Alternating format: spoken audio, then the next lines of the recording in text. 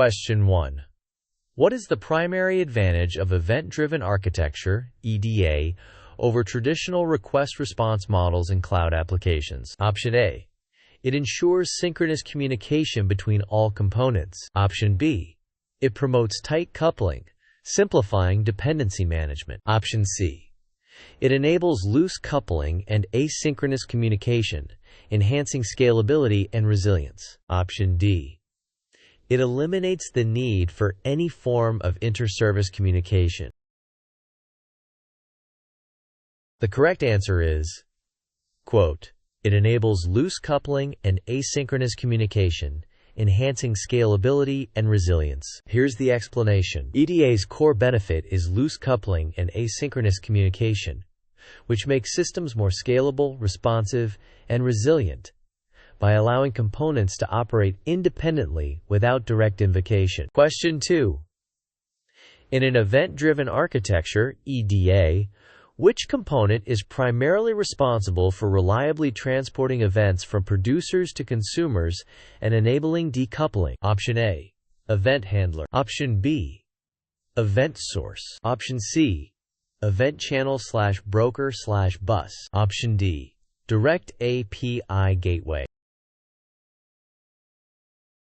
The correct answer is event channel/broker/bus. Here's the explanation. The event channel, broker, or bus acts as an intermediary, routing events and ensuring reliable delivery while decoupling producers from consumers, as described in the Key Features/Components section. Question 3. When designing event handlers, consumers, in an event-driven architecture, which principle is crucial to ensure the system's resilience, especially when dealing with retries from an event broker? Option A. Synchronous processing. Option B. Idempotency. Option C. Statefulness. Option D. Direct producer-consumer invocation.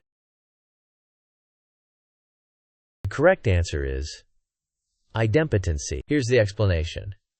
As per the Exam Tips section, idempotent consumers can process the same event multiple times without causing adverse side effects. This is vital for resilience and handling retries from the event broker, preventing duplicate actions if an event is redelivered. Question 4. What is the primary function of AWS Cost Explorer? Option A. To set budget alerts and notifications for forecasted costs. Option B. To provide the most granular line-item details of AWS costs and usage in raw files. Option C. To visualize, understand, and manage AWS costs and usage over time with customizable reports. Option D. To offer recommendations for optimizing EC2 instance types based on performance metrics. The correct answer is to visualize, understand, and manage AWS costs and usage over time with customizable reports. Here's the explanation. AWS Cost Explorer is an interactive interface for analyzing historical and forecasted costs and usage, providing customizable reports and filtering options. Option A describes AWS Budgets. Option B describes the AWS Cost and Usage Report. CUR. Option D is a feature of services like AWS Compute Optimizer, though Cost Explorer does provide RI/savings plan recommendations based on usage. Question 5. A FinOps specialist observes an unexpected spike in the company's AWS bill. To quickly investigate and identify the source of this increase, which feature of AWS Cost Explorer would be most effective? Option A. Savings plans recommendations. Option B. Budget integration. Option C. Anomaly detection. Option D. API access for custom reports.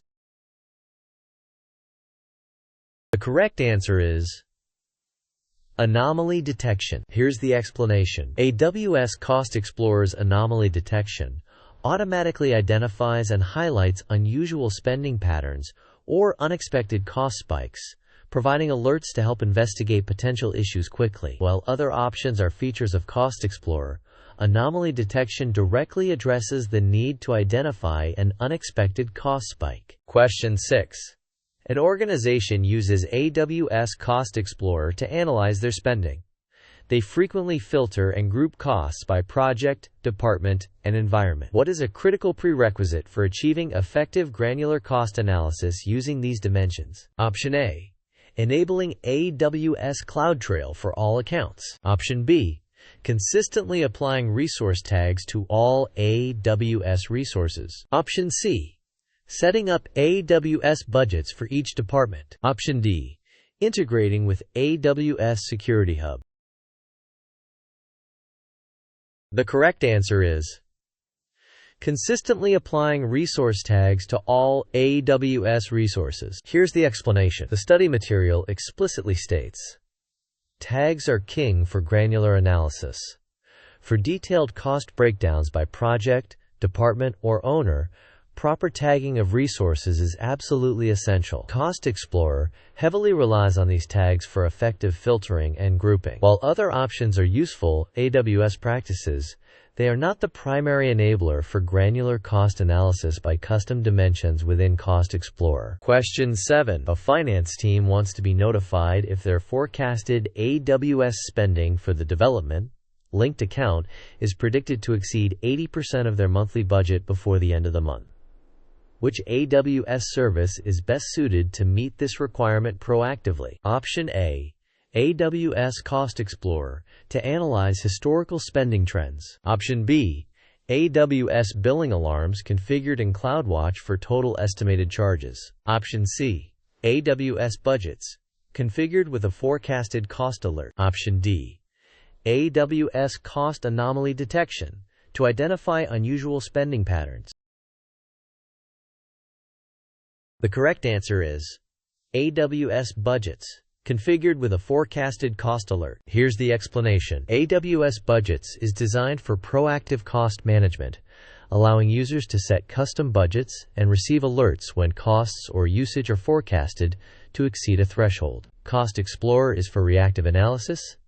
Billing alarms are less granular and lack forecasted alerts, and anomaly detection focuses on unusual patterns, not adherence to a predefined budget limit. Question 8. An organization wants to automatically stop specific EC2 instances if a project's monthly budget for compute costs is exceeded. Which AWS Budgets feature allows for this automated response? Option A. Budget types by selecting usage for EC2 instances. Option B.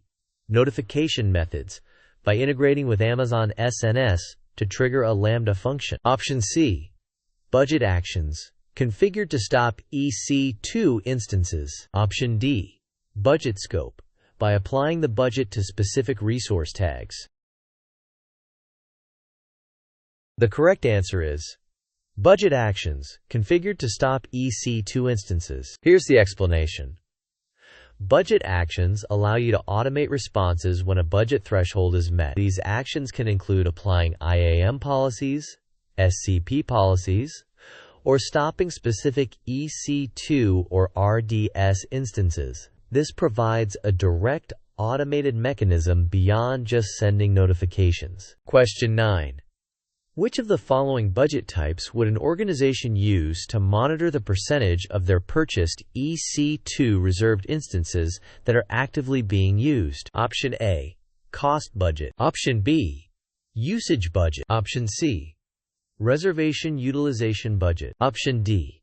Reservation coverage budget. The correct answer is reservation utilization budget. Here's the explanation. A reservation utilization budget tracks the percentage of your reserved instances, RIs, or savings plans that are actively being used. This helps ensure you are maximizing the value of your commitments and not wasting money on idle reservations. Reservation coverage tracks the percentage of your instance usage that is covered by RIs/SPs. Thanks for watching. Please subscribe to my channel.